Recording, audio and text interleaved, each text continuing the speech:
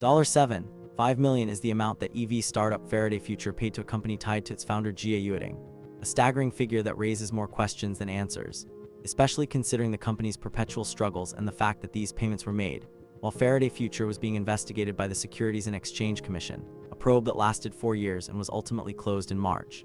Can a company like Faraday Future, which has been on the brink of bankruptcy multiple times, really afford to make such large payments? And what does this say about the financial health of the company? Faraday Future, a company that was once hailed as a potential disruptor in the electric vehicle market, has been plagued by financial issues and leadership problems, and these payments only add to the uncertainty surrounding the company's future. The company's history is marked by delays, financial woes, and leadership shakeups, with Jia Yueting, the founder, being a key figure in the company's tumultuous past. In 2017, Faraday Future announced that it would be building a $1 billion factory in Nevada, but that project was ultimately put on hold due to financial constraints, and the company has since struggled to get back on track, with the SEC investigation being just one of the many hurdles it has faced.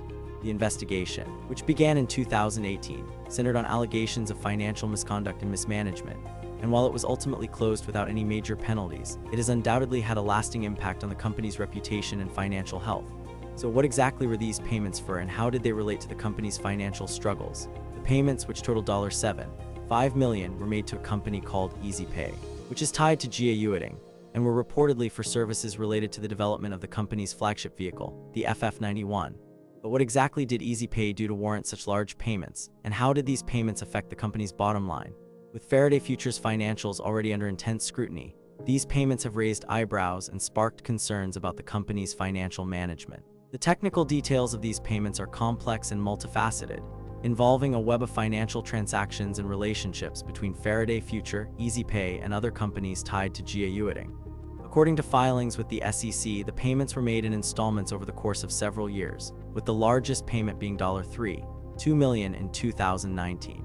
But what's perhaps even more surprising is that these payments were made at a time when Faraday Future was struggling to stay afloat, with the company reporting net losses of $470 million in 2019 and $310 million in 2020.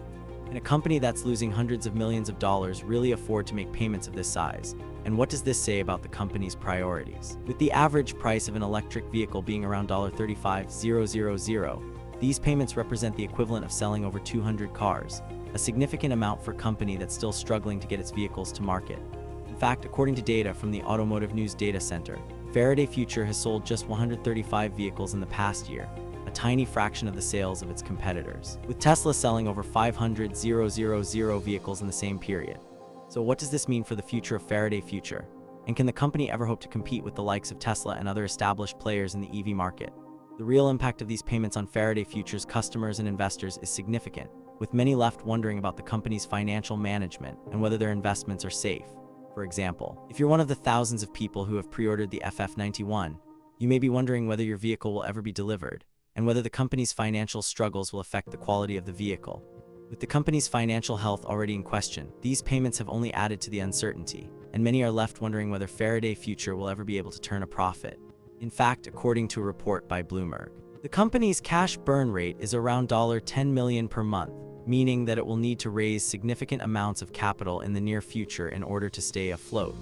So, what does this mean for you, the viewer, and how can you make sense of the complex web of financial transactions and relationships that surround Faraday Future?